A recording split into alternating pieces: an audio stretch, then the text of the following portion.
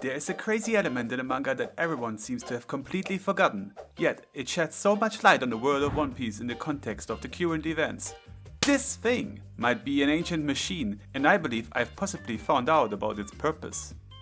Are you talking about Zenoa? No, I am talking about this colossal sphere hovering above the ocean in the New World, employing a strange power to lift ships and other things as if they were magnetic. I haven't seen anyone speculating about this lately. How is that even possible? This weird object is just one of the many weird things in chapter 594 and 595. By the way, I plan on addressing most of these mysteries throughout the upcoming videos, so be sure to check them out. If you ever wondered whether someone made the effort to solve the mystery of this flying object, then want to know more, because this video might give you just what you are looking for. Welcome to the Tainted Island. Take a seat, grab a— Whoa, stop right there. What? What do you mean, what? You're doing it again. I told you to stop imitating the big guys in the community. But, no buts.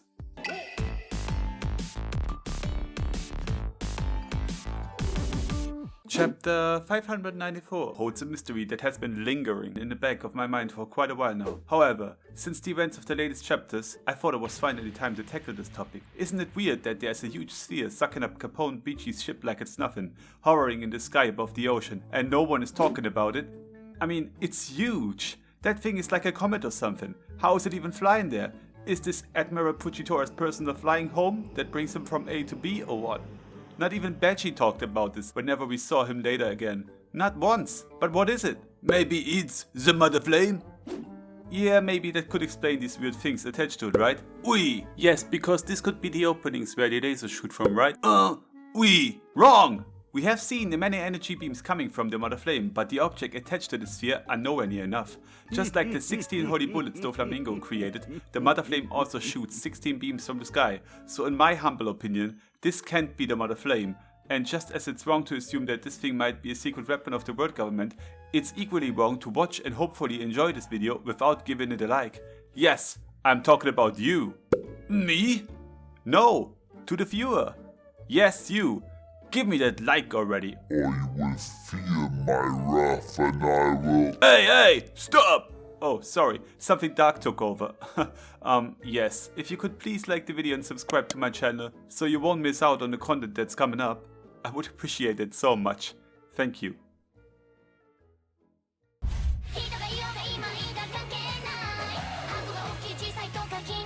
So, what do we know about this thing? It's big, it's round, and it has these weird rocks attached to it that almost look like booster thingies. You know, the ones that make rockets go boom? Make them go to space? We saw it for the first time and last time in the New World in chapter 594, and Beachy's ship apparently got destroyed by it.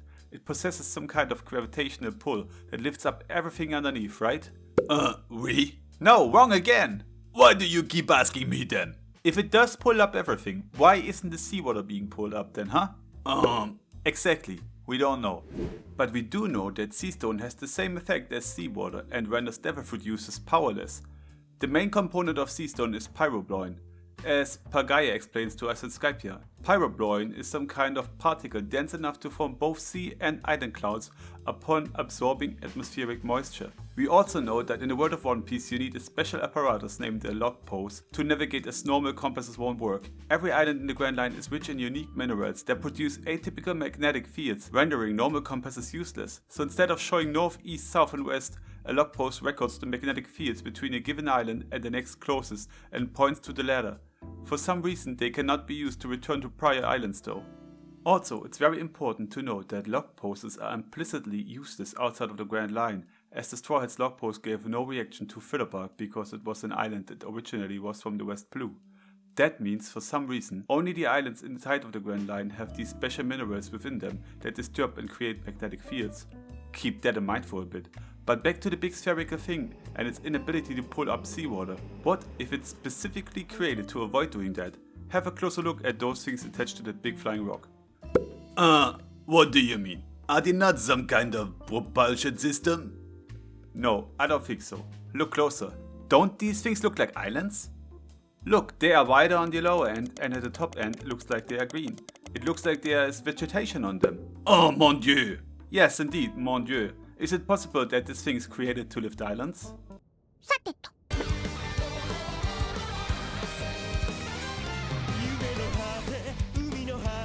Here's the thing. I believe this big flying ball made of rock might be an ancient contraption that emerges from the sea after hiding there for many hundreds of years. Its purpose? To lift up islands and save them from some major event that also occurs around the same time. The Big Flood! Damn right, son. I believe that this flying graveler was built long ago by either the Ancient Kingdom or another force to preserve and save islands and their inhabitants from the Great Flood that occurs repeatedly. Furthermore, I believe that it does this exclusively with the islands of the Grand Line, because, for some strange reason, they are rich in mysterious minerals that disturb normal compasses. However, I also think that these islands might have been created so they can be lifted up in the first place. That huge flying meatball made of stone serves as some kind of magnet that pulls up anything that is similar to these minerals, but it might completely ignore seawater and therefore pyrobloin, as it has the same characteristics as seawater. And why would it do that? Why? Because there are people who are immensely weak to seawater. Devil fruit users. In fact, there might have been a whole nation that once was inhabited by devil fruit users. Wouldn't it make sense that they invented something to enable them to survive an apocalyptic event that would mean certain death for them? A mere ship could sink in the floods or capsize underneath huge waves, but a flying miniature planet that lifts up entire islands and ensures their survival? That might be a safer option. But why did these people not just climb up on the Red Line? Good question. What if the reason for that was because the Red Line was once inhabited by a race referred to as God? The Lanarians dwelt, according to chapter 1023 and 1033, high upon the Red Continent long before Marie-Joas was ever here. What if the Ancient Kingdom was actually at war with these people? That could explain why there are almost no Lunarians left nowadays. So, the Ancient Kingdom, or the nation of devil fruit users, had to invent this contraption so they could flee from the Big Flood without having to fight against the Lunarians at the same time. Who knows?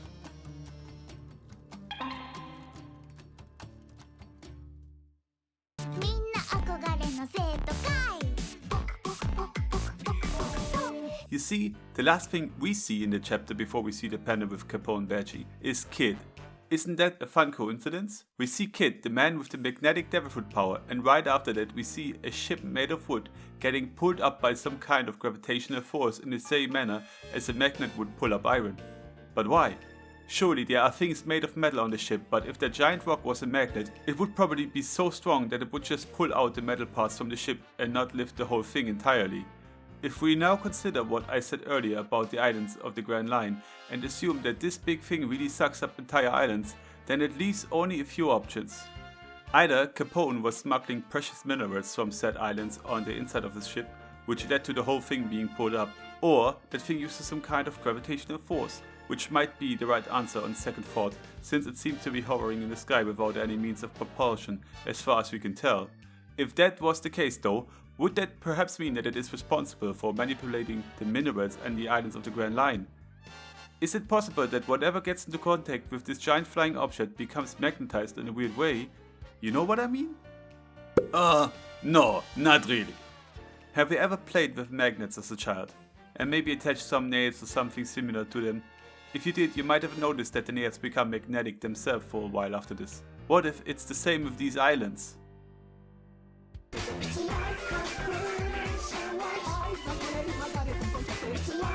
In the latest chapter, we learned from Dr. Vegapunk that he predicted the earthquake that happened shortly after the Butter Flame annihilated Lucia.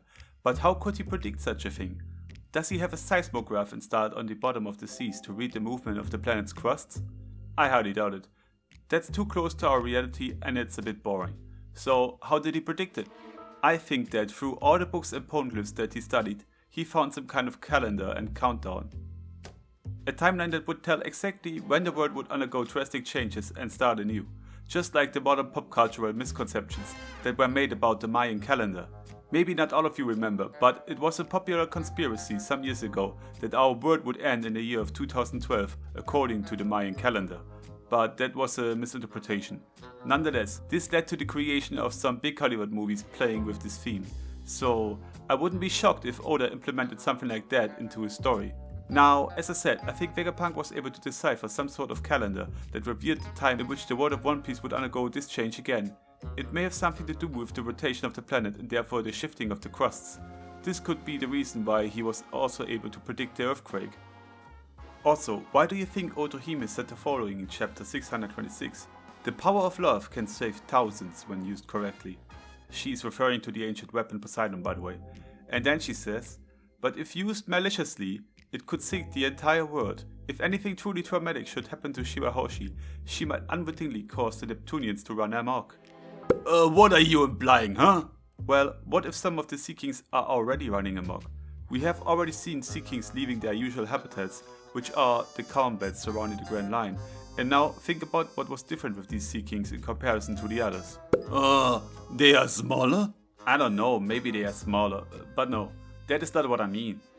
What I mean is, it seems like the SeaKings that left their normal habitats are more aggressive.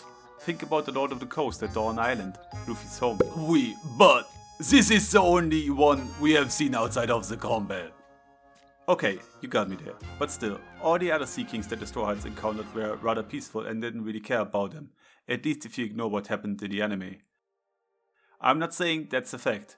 We have seen other SeaKings attacking marines and so on, but still, what if there are many of them who left the combat and started to spiral out of control? If Poseidon is able to sink the whole world with the power of the SeaKings when used wrong, then wouldn't it make sense that some of them could already start wreaking havoc and therefore start something that could lead to these earthquakes? Remember, Poseidon itself isn't strong, the mermaid is using the SeaKings as a weapon.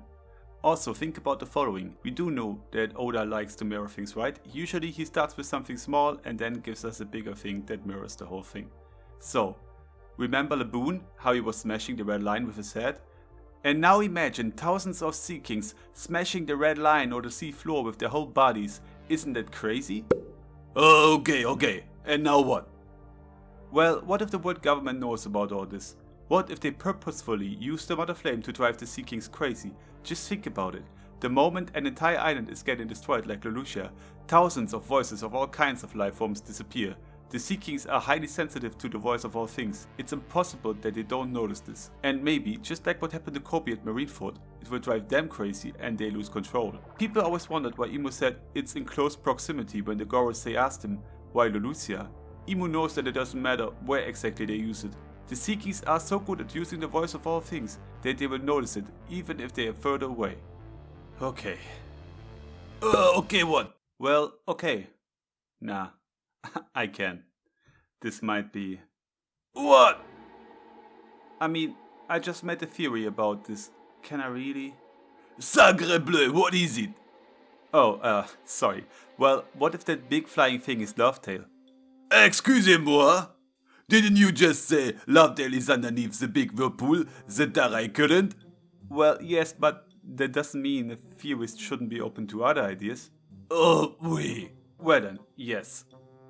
What if this big flying meatball made of stone is Laughtale? Just think about it. It flies around and sucks up all the islands of the Grand Line. Think about what Watcher said. If you want it, I grant it. Search on. All the world has to offer is left in that place. The word afterwards gave the so-called treasure the name One Piece. What if they weren't so wrong after all? What if literally, when it's complete, it's One Piece? One big stony ball with all the islands of the Grand Line attached to it. If you take the all-destroying flood into consideration, that big comet-like thing is literally the cradle of mankind and civilization. The safe haven for the people to survive. The Garden of Eden of the world of One Piece. Coming from the depths of the oceans to preserve the land masses for the people. But obviously there's a problem with that, because as we saw, Reggie's ship got completely crushed. Actually, I wonder how he even got out of there alive. But as we know this, doesn't that mean that most of the island's surface would also be a little bit flattened once it makes contact with the sphere? Surely, the plants will recover as long as they are not drowned in salty seawater and the soil stays free of it. But people and animals probably would be literally stuck between a rock and a hard place. And here's when the Ark Noah comes into play. This is why they need it, because this ark will be a home for the people while the islands are stuck to the sphere, and the fishmen and merfolk will be their saviors.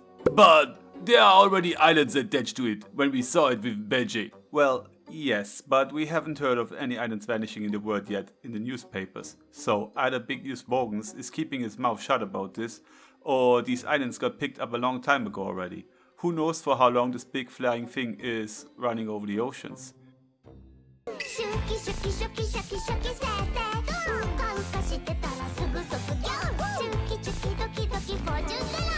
People can't even find Zoe because the sea is so big, so how would they find this thing? It might be constantly moving. Maybe it's normally surrounded by big clouds. I can only speculate about this, but this is what makes One Piece theories so fun, right? Think about it. Once this thing has picked up all the islands, would it fit perfectly into Long Wing Longland? Huh? Yeah, just look at it. It's a perfect match. Long Wing Longland is weird anyway. Have you never wondered why everything is stretched there? Maybe things are still under the influence of Vika's power and... Reaching alert! Reaching alert! Okay, sorry, I don't know what's gotten into me today. Anyway, this flying thing could be powered by its own mother flame, a never-ending energy source just like Vegapunk was trying to replicate. An energy source we might have seen on the murals of the ruins on the moon in Anna's space cover story. Something that would power up the system of the giant rock every 900 years to pick up all the islands of the Grand Line to preserve them until the flood is over. Whatever it is, this UFO will play a big role in One Piece sooner or later. And when it does, make sure to point out how wrong or right I was in the comments. But please wait until I read the chapter to do so. Thank you for watching, guys, once again. Please leave a like and subscribe so you won't miss future videos. Maybe you could even share the video if you liked it. Pretty please? Anyway, I hope to see you again next time. MARTH out.